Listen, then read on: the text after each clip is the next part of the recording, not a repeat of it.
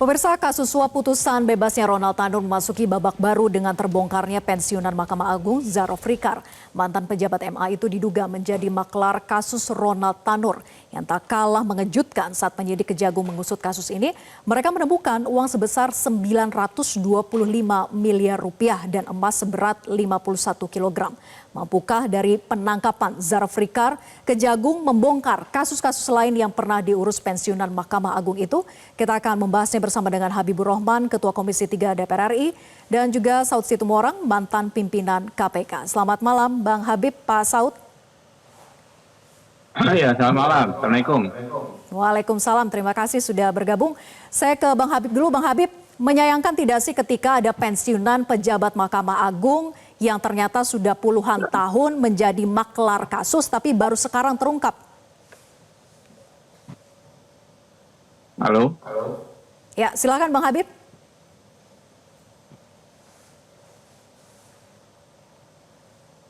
Ya, gimana? Halo. Baik, saya ulangi lagi. Menyayangkan tidak sih ketika ada pensiunan pejabat Mahkamah Agung yang sudah puluhan tahun mengaku sebagai maklar, bahkan memiliki uang hampir 1 triliun rupiah, begitu ya. Tapi baru sekarang terungkapnya, Bang Habib. Ya, justru saya mengapresiasi ya Kejaksaan Agung ya. Kita jangan selalu memandang sesuatu dari sisi negatif dan pesimis ya. Kita mengapresiasi Kejaksaan Agung yang bisa membongkar kasus ini. Jadi mulai dari terungkapnya suap di tingkat pengadilan tingkat pertama, berujung kepada terungkapnya adanya seorang mantan petinggi Mahkamah Agung ya, yang ternyata mengaku melakukan praktek perdagangan perkara, ya kan ya. Justru kita mengapresiasi. Inilah kenapa kenapa baru terungkap sekarang, ya karena kecanggihan dan militansi teman-teman Kejaksaan Agung. Saya kan menerima mereka RDPO ya, para korban dari Ronald Tanur ini ya, beberapa bulan yang lalu. Sudah saya katakan, bahkan juga di Metro TV waktu itu saya katakan, putusan terhadap Ronald Tanur itu benar-benar tidak biasa dan memantik kecurigaan. Saya bilang saat itu tolong dicek komunikasi telepon, CCTV terkait aktivitas para hakim. Sangat patut diduga ada suap.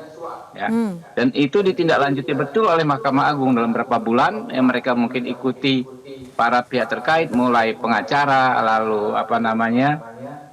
para hakim, dan bisa ditangkap. Dalam waktu singkat juga langsung tertangkap maklarnya yang disebut ZR ini ya, dan dibongkar ternyata ada dana sejumlah besar tersebut ya. Jadi ini prestasi, jangan prestasi justru kita olok-olok gitu loh. Bahwa kita menyayangkan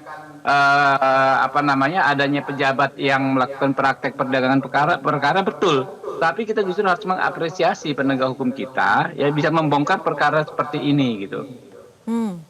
Oke, saya ke Pak Saud. Pak Saud, menurut Anda Kejaksaan Agung terburu-buru tidak sih ketika seolah menyimpulkan tidak ada uang suap yang diperuntukkan pada proses kasasi? Oh ya, itu nanti saya nggak masuk detail ke pokok perkara ya.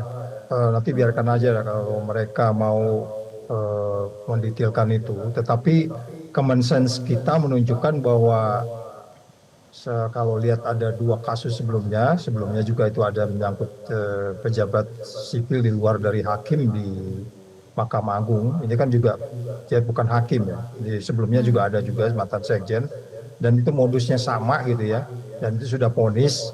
Jadi kita perkirakan itu tidak jauh beda karena modusnya itu sama sekali itu ada sekitar hampir 5 ya, kalau kita mau lihat, kita sebutlah skala kejahatannya yang baik ICTR dan yang sebelumnya itu, terus memiliki pola yang sama juga ya, terus kemudian jaringan korupsinya juga menyangkut seperti melibatkan berbagai pihak gitu ya. Walaupun dibilang tadi udah pensiun itu kan hanya pegawai negerinya, tapi kan manuvernya, free rider, free wheelernya masih. Terus keempat ada pengawasan yang lemah. Terus saya katakan lagi membawa dampak. Dan itu modus-modus seperti itu dan sudah kita vonis yang sebelumnya. Ini modusnya nggak jauh berbeda. Jadi Bukan soal cepat atau tidak, biarkan saja mereka bekerja. Tetapi saya menilai bahwa ini terjadi bisa jadi memang Presiden menginspirasi ya, itu pasti. Statement-statement Presiden itu kan jelas dikirim message-nya mulai dari katakanlah pidato pertama di hari pemenangan di KPU sampai hari ini kita dengar itu kan strong message itu. Itu dalam bahasa intelijennya mengirim pesan, bahasa hukumnya menginspirasi, dan itu mendorong teman-teman di kejaksaan percaya diri untuk mengerjain itu. Saya pikir ini mereka nggak mengerjain satu baru kok. Pasti sudah lama mereka dan memiliki data. Ini kan sama dengan prosesnya ketika kita melakukan OTT. Sampai berani menggeledah dan yakin benar di dalam itu ada uang. Gitu. Itu kan gampang untuk mendapat kayak begitu. Jadi ini proses sudah saya pikir cukup prudent dilakukan. Cuman jadi pertanyaan kita lah ini ke depannya nih. Nah ke depannya ini kita kan harus melakukan sejumlah upaya itu memastikan bahwa jumlah yang besar itu oleh siapa pemberi penerimanya, karena kita kan harus juga di beberapa kasus saya kemarin jalan ke daerah tuh beberapa memang pemberi itu cenderung diabaikan itu pemberi itu. Nah itu yang mungkin nanti kita harus dalami lagi dan teman-teman di kejaksaan harus mampu sampai mendetek 2012 sampai 2022 itu seperti apa gitu ya. Dan ini saya pikir modus ini tidak hanya berada di ZR dan orang yang sebelumnya, Sekjen dan seterusnya. Bisa jadi akan masih terus berlangsung sehingga kita berharap Presiden tetap menginspirasi untuk kemudian orang-orang yang bergerak di bidang penegakan hukum lebih berani karena pesannya jelas gitu. Mereka kan terlindungi dengan statement-statement itu. Jadi sekali lagi kita apresiasi itu dan kita berharap nih akan mendorong lah indeks persepsi korupsi ke depan. Kira-kira sementara itu dulu, Mbak. Oke, saya ke Bang Habib lagi. Bang Habib, Mahkamah Agung ini berdalih bahwa sudah bukan tanggung jawabnya lagi karena ini adalah pejabat pensiunan dari Mahkamah Agung. Menurut Anda apakah memang terkesan bahwa Mahkamah Agung seolah lepas tangan saja? Saya pikir posisi Mahkamah Agung ya tidak bisa disalahkan secara institusi. Ini kan perilaku oknum. Namanya oknum kan di mana saja ada. Apakah di Mahkamah Agung, di Kejaksaan Agung, di Kepolisian, di KPK, oknum akan selalu ada. Yang saya tangkap dari pernyataan Pak Yanto, Mahkamah Agung secara institusi tidak bisa melakukan tindakan apapun terhadap ZR ini. Karena kan kalau penegakan hukum kan kejaksaan, APH, aparat penegak hukumnya di kejaksaan ya. Tapi kalau tindakan etik administrasi kan sudah selesai karena yang bersangkutan bukan lagi merupakan bagian dari Mahkamah Agung. Yang saya tangkap maksudnya seperti itu. Kalaulah misalnya saat ini yang bersangkutan belum pensiun, mungkin bisa ditindak gitu kan. Mungkin ada jalan bagi Mahkamah Agung untuk masuk gitu loh. Baik, Pak Saud menangkapnya bagaimana? Apakah sama seperti Bang Habib bahwa ya karena sudah pensiunan ya memang sudah tidak bisa dibina lagi begitu ya ataupun diberikan sanksi. Pak Saud melihatnya hal yang sama atau bagaimana? Ya memang dari awal juga waktu saya di KPK itu beberapa kali berkunjung ke Komisi Yudisial ya. Terbersit gitu ya ungkapan bahwa memang ada struktur organisasi yang mereka nggak bisa masuk. Komisi Yudisial hanya mengawasi hakim-hakim, tapi pada bagian lain kan sipil-sipil yang ada di sana itu agak sulit untuk mereka bisa masuk. Oleh sebab itu fungsi inspektorat. Nah, karenanya waktu itu kita masuk ke detail-detail kan bagaimana mereka menyelesaikan batas waktu setiap perkara. Kan banyak cara untuk kita bisa mengawaskan mereka untuk bersikap prudent sehingga mengurangi orang-orang yang free rider dan free wheeler yang bisa bergerak kemana saja dengan modus yang sama selalu dan berganti saja itu dari yang sekjen sebelumnya ke yang segini. Nanti kita tinggal nunggu lagi nih ada orang-orang yang sama nih model-model kayak begini nih. Yang mereka bisa kemana saja, ketemu siapa aja. Dan memang modus-modus mantan di bidang pendidikan itu kan kita tahu ya, jenjang karir orang itu sangat tergantung pada pendidikan di setiap instansi. Kita punya pengalaman banyak gitu tentang orang-orang yang bergerak di bidang pengawasan pendidikan jenjang karir itu selalu melibatkan isu-isu korupsi. Jadi sekali lagi sebenarnya kita boleh saja kita menerima itu, tetapi kan kalau kita lihat dari tahun 2012 dia kan pensiun baru 3 tahun yang lalu. Berarti Bang Si Kopit dia masih bekerja kan gitu ya.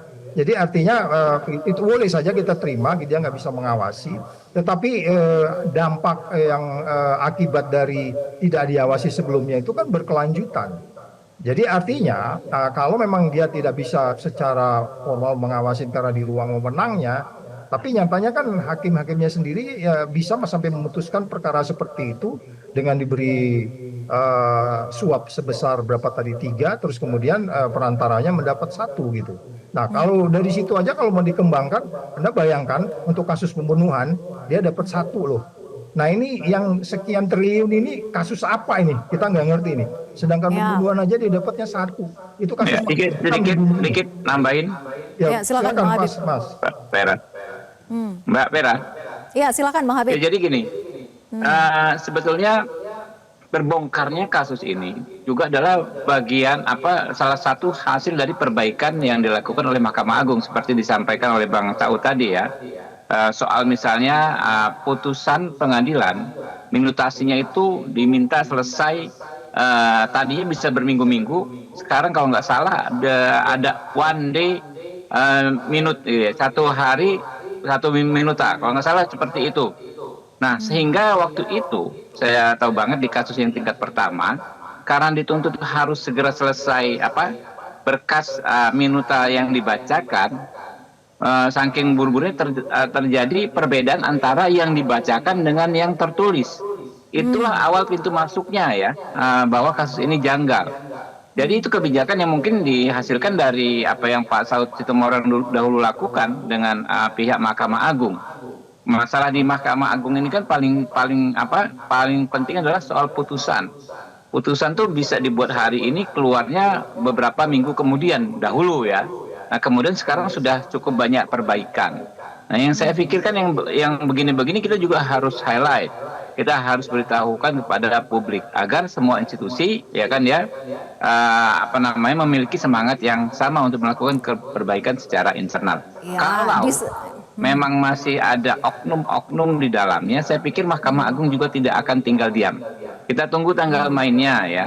Pasti kan terkait misalnya 3 hakim yang tertangkap tangan KPK itu kan dalam proses mau diadili dalam Majelis Kehormatan Hakim MKH.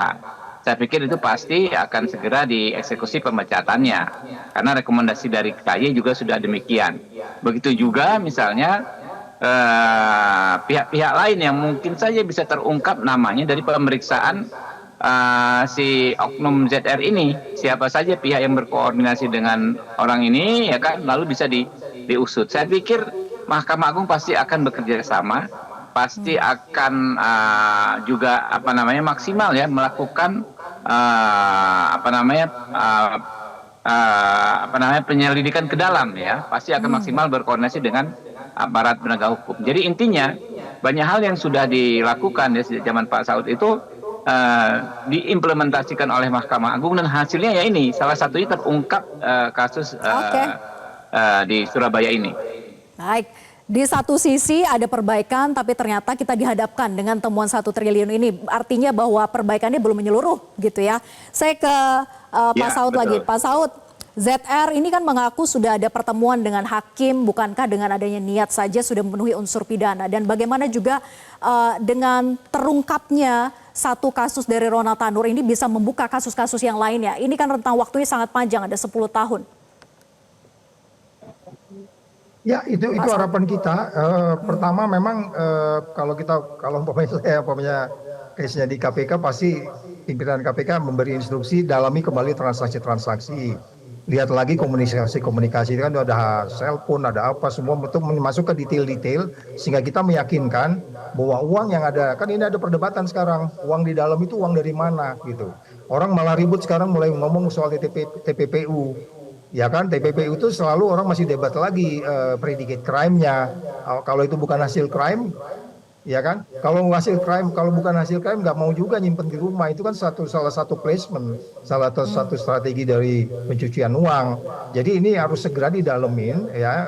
Kita berharap kalau memang KPK bisa bantu atau asistensi, kalau memang nanti ada, KPK punya kewajiban itu memang untuk supervisi. Tapi kita percaya aja sementara bahwa pihak kejaksaan akan melakukan tindak lanjut karena perintah presiden jelas. Mereka harus dalamin Dalam kaitan punish and reward, kemarin kan waktu di DPR sudah jelas ya, kemarin akan memberi reward, ya kan? Bahkan Presiden menyampaikan pesan langsung ke publik akan ada reward.